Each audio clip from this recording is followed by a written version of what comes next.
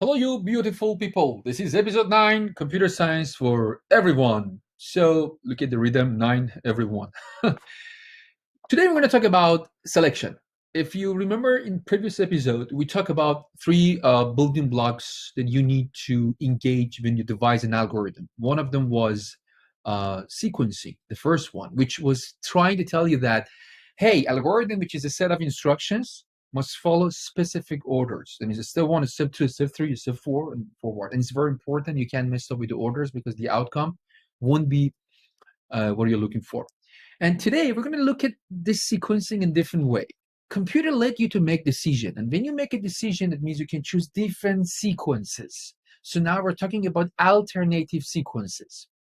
And to understand it, I'm going to give you different examples. I'm going to show you guys some code, then you will get it, the concept, and then we see how we can do this. But very important, when you make a decision, when you choose a path to go, one of them you're going to make, not like you choose both of them at the same time. Similar a little bit like a kind of real life. So let's see what is today topic that we call it selection.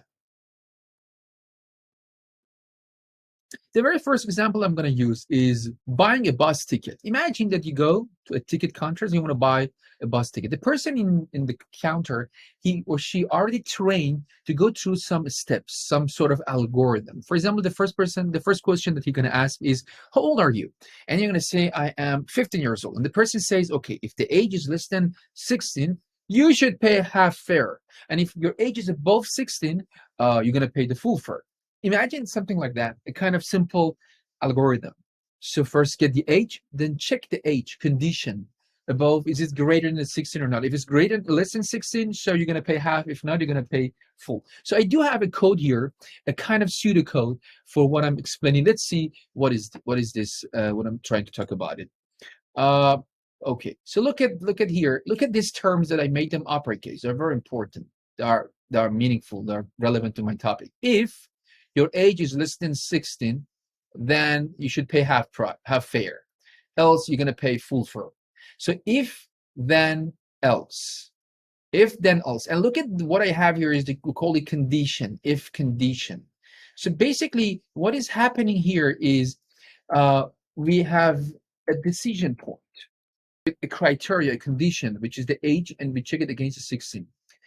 If this is true, it means the condition matches, that means your age is less than 16, then we go to then branch. We call it then branch. Take a look to this. This is then branch. And then what we do the half fare. And we're not going to look at the else anymore because why should I look at that? But if otherwise, if your age is above 16, so we're not going to do anything with the then, we're going to go for the else. So we go through this branch and then we follow the sequence till the rest of the algorithm. Take a look to the code before I continue. So you have to understand that you can't have both of them at the same time. So either this branch or that branch. But when you choose the branch and choose the path, again, you have to go through the sequencing. Now I'm going to give you another example here, a better example maybe, about you and your cat. If you own a cat, which I do, you know that they are very cute and they're very amazing, and it's nice to have a cat at your home. And here I'm going to create a simple application that you say, how old is your cat? For example, I'm going to say my cat is 2 years old. Then I convert it to human age. You know, there's a table, there's a chart that you're going to figure out how old is your cat in human version of it. But to make it simple, we multiply by 7. It's a kind of, approximation. It means if your cat is 3 years old, 3 times 7 is 21 years old in the human age. So if you want to convert it to know how is that, we're going to create an algorithm for this, which first asks your cat age and then your own age. And what this algorithm will try to do is to know who is younger, you or your cat. I do have a code here and a pseudocode. Let's see. And I'm using this selection again. So look at here that at the first line, I'm getting how old is your cat, and I keep it into this variable. This is cat years.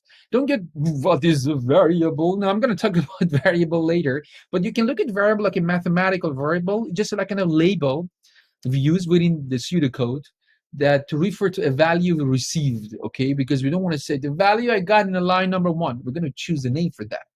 So cat years. So cat years is here. So for example, you maybe give 3. And then the second line, how old are you in the honor years? So let's say you say, I'm 38. And then here, cat years multiplied by 7 will be the cat human years. So 3 times 7 will be 21. So now we have three variables. 3 cat years, 38 honor years, and cat human years, 21. Then I have the output command that we just showed this to users. In human years, your cat is cat human years. This will print a message on your display that in human years, your cat is 21 years old. So you see the result. Then look at now if else. If cat human years is greater than the owner years, then output your cat is older than you because is above you.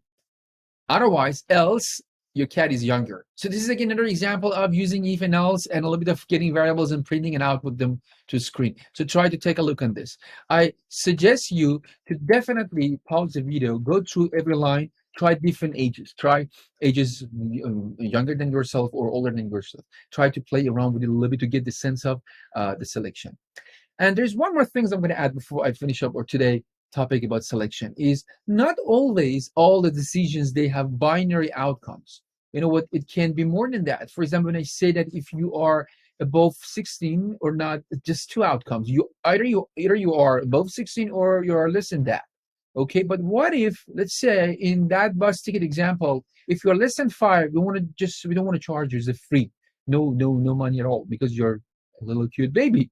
And if you're between 5 and 16, you're going to pay the half, and above 16 the full. So you can see that here we have 3 alternatives.